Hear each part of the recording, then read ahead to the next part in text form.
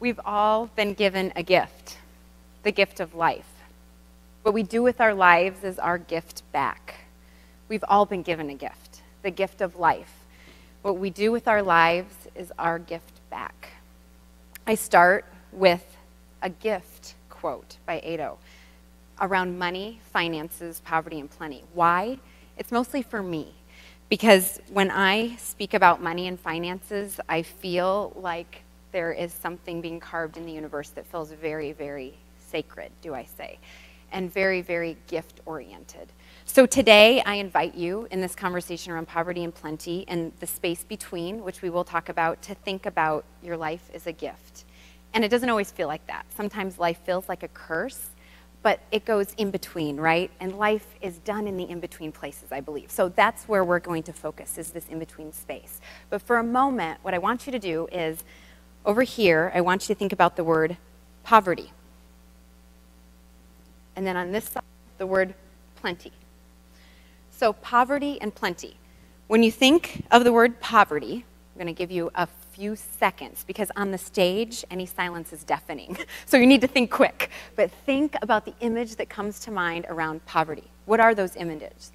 They'll float through your brain, capture a few, mentally write them down if you're writing, those sorts of things, capture them.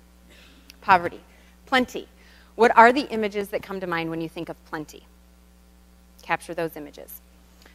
Okay, this last week, I thought, here's my tension, speaking about poverty and plenty. I have images in my mind. Are they because I've seen them a lot? Where are these images coming from? So I go on Google, and I go under the image button, and I search poverty. Above the fold, right? What you see on your screen, not scrolling at all. The images are black and white. The images are children. The images are hungry, desperate-looking children with ribs showing. The images are one Caucasian person. Oh yeah, she's the CEO of a nonprofit.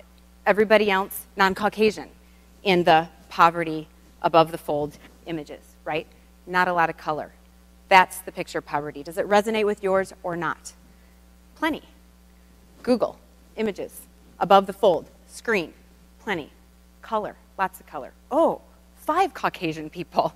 Wow, a lot more pictured. Not a lot of Caucasian people, though. They're not stuffed together like the children. There's like 1 or 2. 2 are dancing. There's 1 by themselves. And then cornucopias. You know, those big horns of plenty. Food, nuts, all sorts of things. That's plenty. Those are the pictures.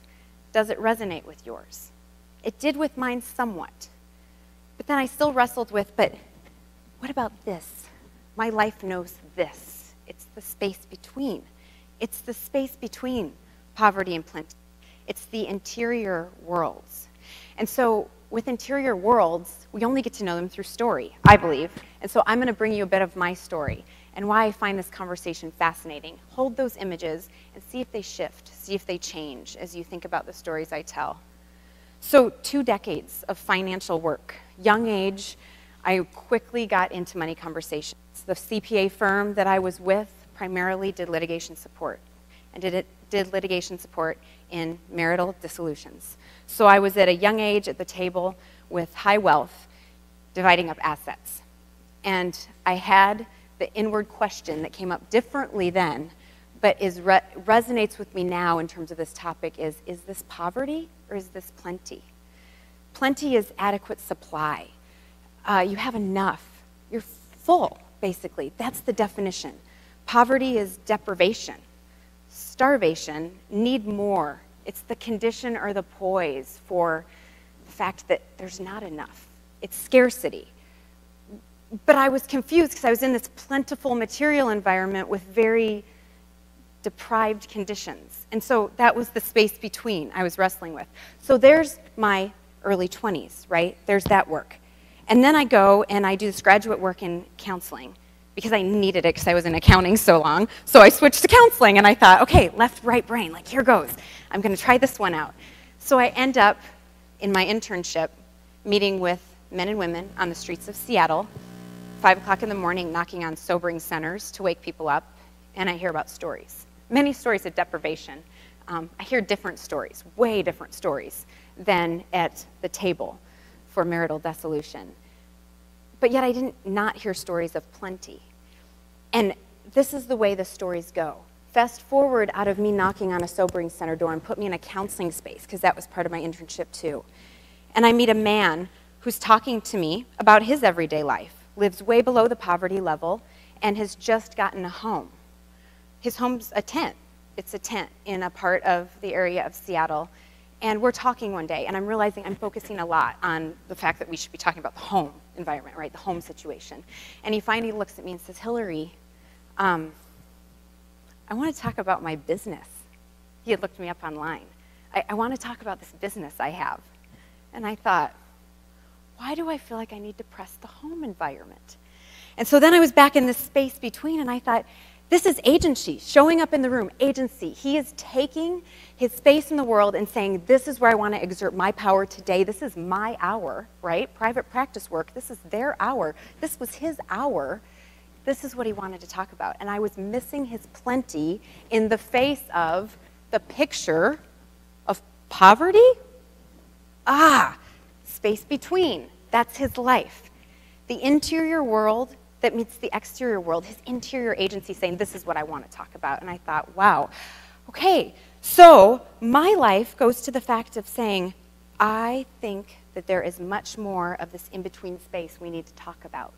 Because that day I left from that conversation of what I thought was poverty, right? What I thought was this organization's work I was doing, this counseling related thing, this man saying, I want to talk about my business. And me getting excited when I leaned into it and thought, this is your hour. Yes, of course you do. And I'm walking, and when I walk, the two sides of my brain converse. That's what Julia Cameron says, who wrote The Artist's Way. She basically says left and right brain converse, and I walk a lot. People that know me, I'm always asking them to walk. So I'm walking 2 miles between the organization where I do counseling work and business consulting in my office in Seattle that looks out over the water that works with people of plenty. Pictures, colorful pictures, mostly Caucasian people, right? People that are moving around their material wealth. And so I'm thinking all about the space between. And I get to conversations around plenty, and I find that confusing space again, because what happens is 2 syndromes pop up. The hedonic cycle, the hedonic treadmill. Have you heard about it? It's the fact that materially wealthy people, or people that just have enough even, they get in the category of food, shelter, it's all taken care of, right? They need a little bit more to do their life.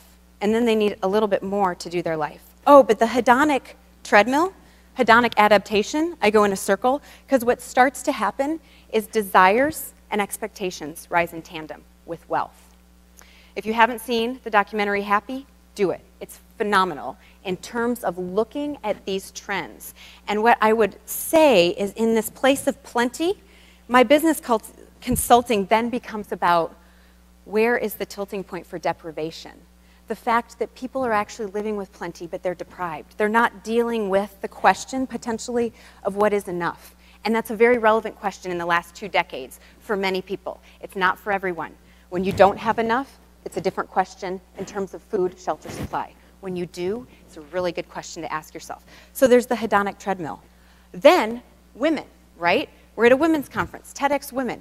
Women generally exclusively get visited by bag lady syndrome. Have you heard of that? It's this phenomenal, interesting syndrome that actually has signs. It's not in the DSM-V. It's not in the actual psychological, book. Maybe it should be, but it's paralysis, it's pressure, and it's the idea that you can't even think or move within money. And women almost exclusively get visited by the syndrome. You can look it up online, tons of research about it, and it's something that I thought, wow, it gives me more categories. The hedonic treadmill, hedonic adaptation by Brickman and Campbell, 1971, they wrote an essay about it, and then you've got the bag lady syndrome, which visits celebrities. Look it up online, there'll be celebrities' names mentioned, and I don't mention them here because I don't ever know if it's all true about them, but you can look at their names that are mentioned, and it basically says people that wake up with nightmares, mostly women, so afraid to move their money, because if they move it, they could lose it. They could become destitute like that. They could end up in some sort of trailer situation where they have to rely on a whole bunch of situations, like people, and this is a real syndrome. So I move in this realm and I think poverty or plenty. And then I move over here with the man who says, I want to talk about my business. My home's fine.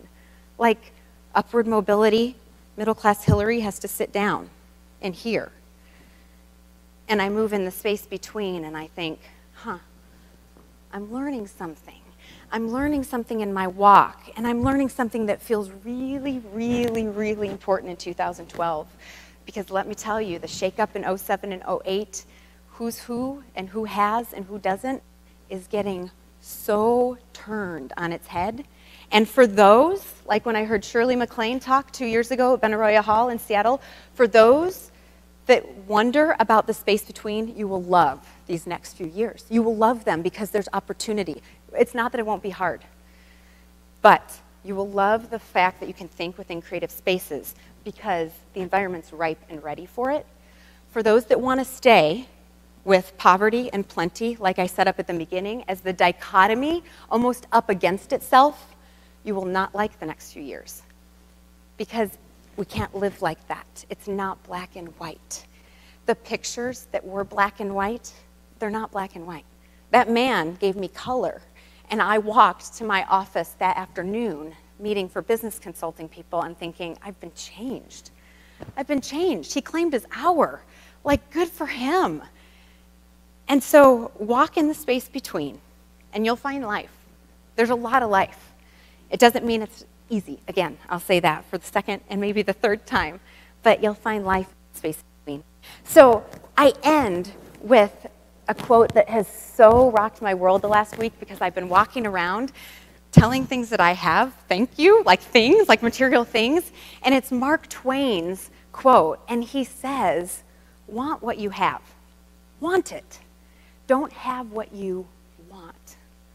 Don't like want those things like right in front of you. Don't seek to have what you want so badly. Maybe you don't have it yet, but you want that thing you don't have so badly. No, you probably have a lot of things, even in your world as you walk out today. And that is the space between. The space between is thinking like that, and it's also thinking about one person having the reality of deprivation and adequate supply all in themselves, all at once, getting swirled around. So want what you have. Don't have what you want all the time. Don't be pursuing that second part of that sentence. Thanks.